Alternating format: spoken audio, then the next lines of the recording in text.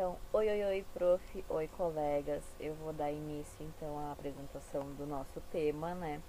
Que é constipação intestinal. Precisei usar o fonezinho porque eu não estava conseguindo me adequar ao áudio, não estava gravando, né? Então, espero que assim fique melhor e mais fácil de escutar.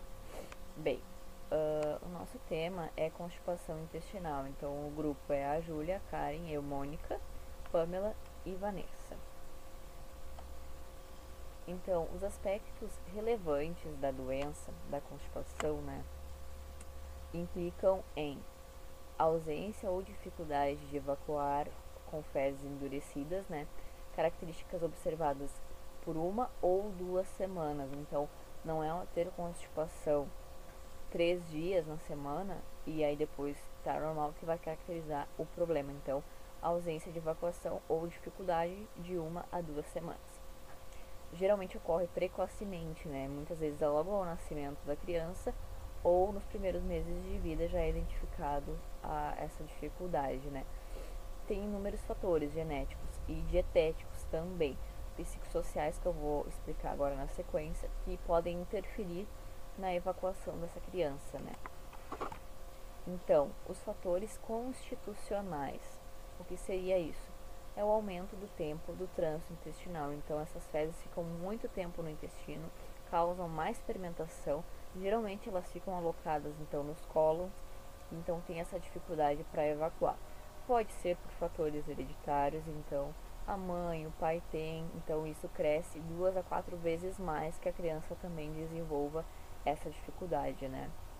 Os fatores dietéticos. Aí nós temos o desmame precoce, né?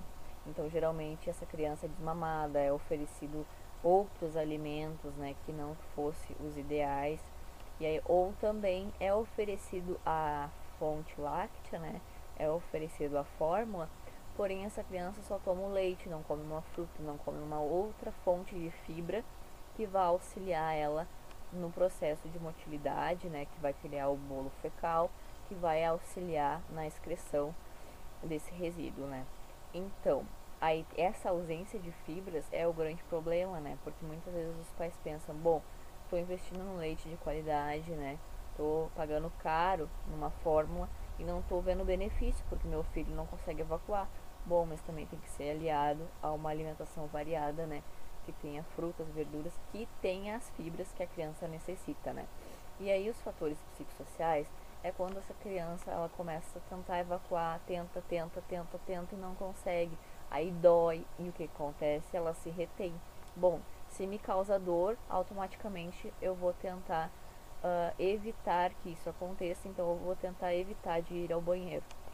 Então isso às vezes é bem muito mais psicológico do que muitas vezes alimentar, né? Porque daí ela começa a se sentir ruim. Claro que a alimentação tem uma influência fortíssima, mas ela começa a se sentir ruim e então o cérebro associa, bom, isso causa dor, isso causa desconforto, eu vou tentar eliminar isso para que não seja causador de desconforto. Então, também temos as alterações neurológicas, que nem uma das últimas aulas a gente viu a paralisia cerebral, né?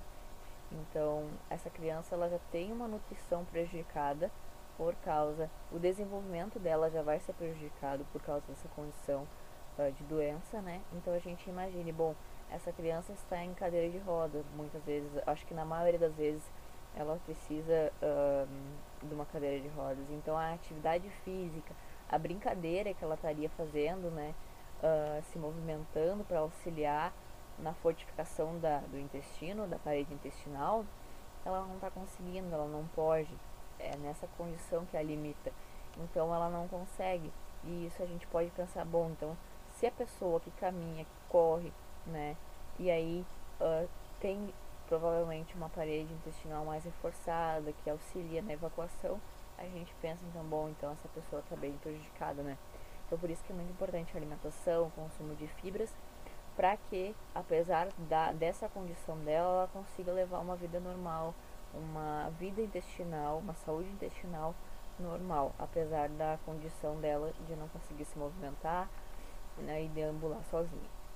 E aí nós temos também os fatores alérgicos, que é a proctite, né, causada pela alergia à proteína do leite de vaca. Então, geralmente, quando se exclui o alimento, no caso o leite, né, e os derivados do leite de vaca, essa criança apresenta uma melhora na constipação, né? Então, geralmente, esse tipo de alergia se apresenta com uma erosão da mucosa retal. Geralmente, já melhora quando tu exclui o quadro, né? Então, aqui a gente pode perceber nessa imagem, por exemplo, aonde está o cursor aqui. A criança começa a sentir dor, daí tudo isso está associado à questão daquela psicossocial, que me retém, eu vou me reter. Então, assim, por isso que é muito importante a colaboração dos pais também, ajudando, explicando, bom, meu filho, nós temos que melhorar algumas coisas que tu come, né? Se essa criança já entende, se essa criança não entende, os pais têm que estar lhe dando apoio para que ela se sinta confortável e segura para realizar a evacuação, né? Porque imagina se uma mãe e um pai ficam ali gritando na volta, bom, meu filho, por que tu não consegue? Não sei. A criança não está entendendo o que está acontecendo. Ela precisa naquele momento que os pais deem suporte para ela, emocional muitas vezes, e que façam um manejo correto da alimentação para que isso seja uma causa que vá melhorando, né? Então é muito importante a presença dos pais. A criança não é um serzinho que vai ser tratado isoladamente, ela precisa dos pais, então os pais devem dar o exemplo e eles devem estar acompanhando essas crianças, né, para que elas consigam vencer essa barreira da constipação intestinal. Então ainda temos o fator de obesidade, né, e a constipação crônica estão geralmente associados. Então, geralmente meninos têm esse grande problema, porque se a gente parar para analisar assim, bom, o corpinho da criança ali com o espaço necessário fisiologicamente, anatomicamente, desculpa, necessário para o intestino se movimente e ele consiga excretar essas fezes corretamente. E aí, com o acúmulo de gordura causado pela obesidade, vai apertando o intestino. Então é isso que acontece, aí a criança não consegue, o corpo não consegue funcionar como deveria. Então, nesse caso, eu acredito que o manejo seja tentar adequar a alimentação para que automaticamente essa criança perca um pouco de peso, né, na medida do recomendado, para que ela vá melhorando essa condição, inserindo alimentos de qualidade, com fibras, né, e todos os minerais que a gente sabe que necessita. Bom, então na sequência a colega vai estar dando continuidade à apresentação. Gostaria de agradecer, prof, pela atenção. Espero que o áudio tenha ficado bom.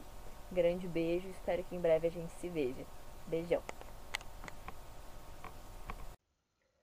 Boa noite, colegas. Boa noite, prof. Fábio. Eu vou dar continuidade, então, às apresentações e vou falar sobre as manifestações clínicas. Nas manifestações clínicas, ocorre, então, o escape fecal, que é uma perda involuntária de fezes, ou então uma perda da consistência da matéria fecal, ou também um vazamento ocasional de fezes líquidas, comprometendo então a autoestima dessa criança, podendo levar ao isolamento social, por exemplo, levam à dificuldade no relacionamento com os colegas no ambiente escolar. A inapetência, que é uma ausência de apetite na criança, ela não tem vontade de comer, ela tem anorexia. A distensão abdominal, que é um inchaço na região abdominal ou um aumento no volume do abdômen, que é provocado justamente pela presença de alguma substância em seu interior, como gás, líquido ou sólido. A dor abdominal ocorre justamente pela distensão do abdômen e o sangue nas fezes ocorre devido à dificuldade que a criança tem para evacuar,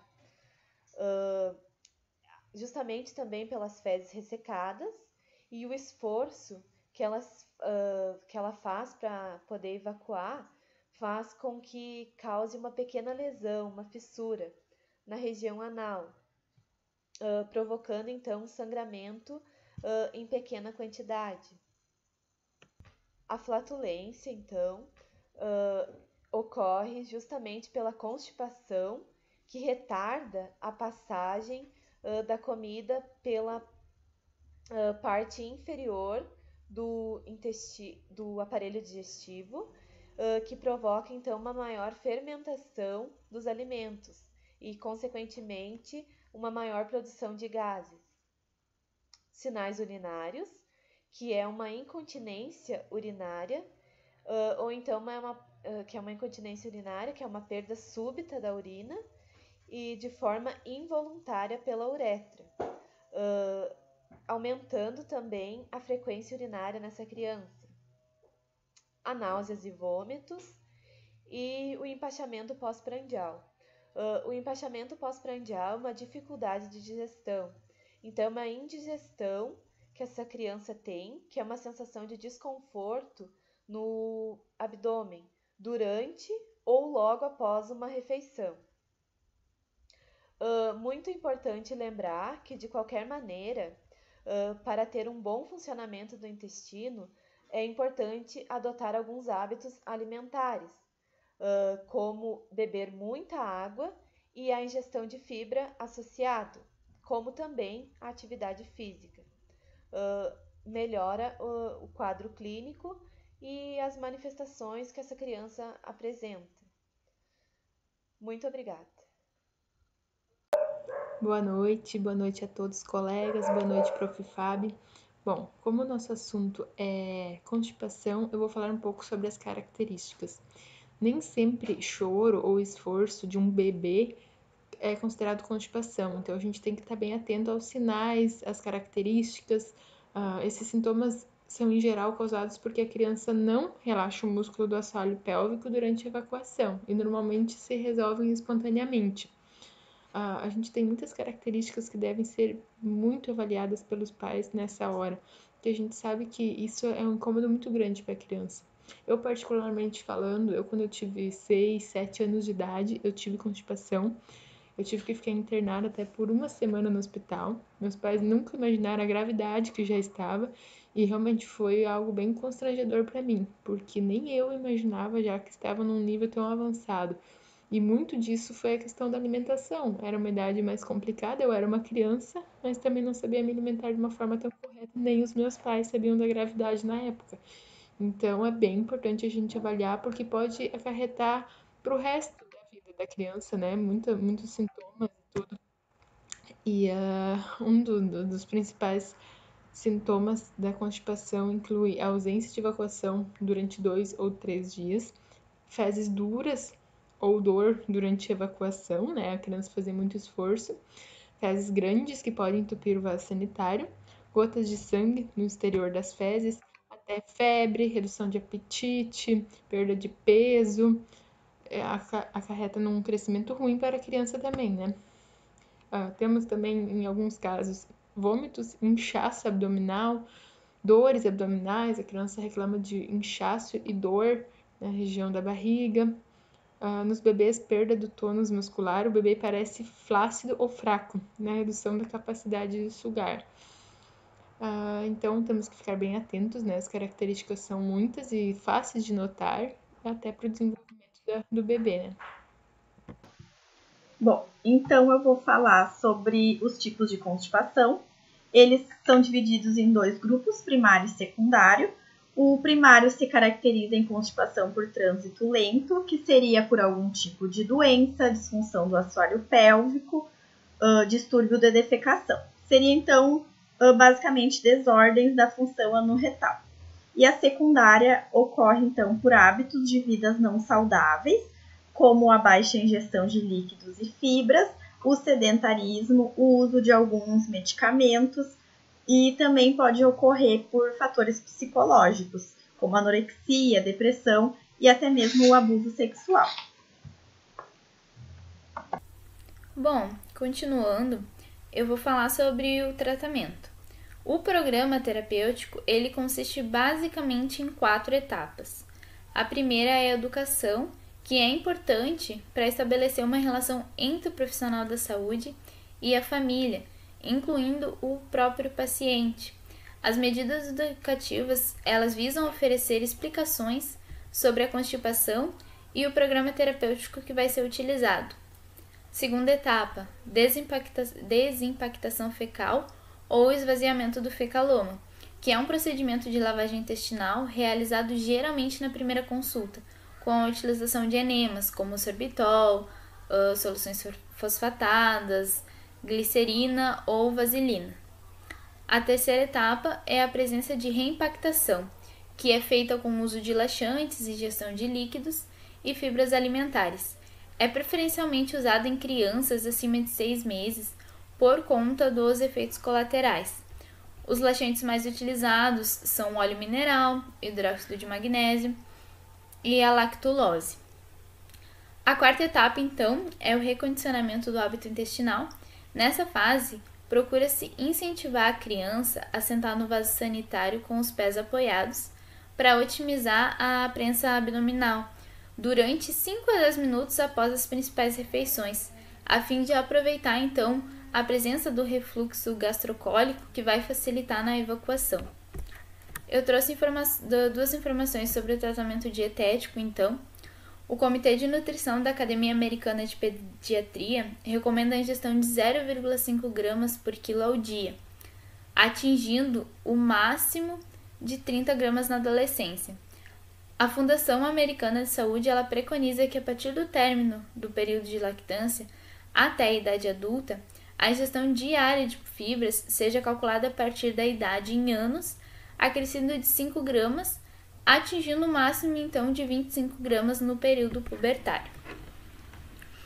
Aí a gente trouxe algumas recomendações. Elaboração de cardápio diversificado com o auxílio de um nutricionista, claro, visando minimizar a monotonia alimentar. O aleitamento materno, então, que ao contrário do leite de vaca é fator de proteção contra a constipação intestinal no primeiro semestre de vida. A introdução de fibras após o desmame, que a fim de minimizar então o consumo exagerado de outros alimentos, realizar de 5 a 6 refeições ao dia com o consumo de refeições balanceadas, aumentar o consumo de frutas nos lanches e sobremesas, consumir salada crua e leguminosas diariamente, consumir farelo de aveia, trigo ou similares pelo menos uma vez ao dia, em papa, sopa, vitamina ou frutas. Outra opção também é substituir a parte da farinha de trigo no preparo de bolos e outras preparações por aveia em flocos ou farinha de aveia ou de trigo. Aumentar a ingesta de líquidos e sentar no vaso sanitário com os pés apoiados durante 5 a 10 minutos após as principais refeições. Aí a gente tem alguns alimentos que devem ser preferidos ou evitados em casos da constipação. Aí ele tem preferir cereais, grãos integrais como pão integral, arroz integral, macarrão integral, cará, macaxeira, cuscuz, milho verde, pipoca caseira, e evitar pão francês, farinha de trigo, mucilagens, amido de milho, goma e derivados. A batata doce e a batata inglesa, farinha de mandioca também podem ser evitados. De fruta, então, é preferível comer abacate, abacaxi, ameixa preta, carambola, coco, frutas secas, laranja, entre outros. E evitar, então, banana, caju, goiaba, maçã sem casca, pera sem casca. Ali no preferir, então, é preferível, se for comer pera, comer ela com casca.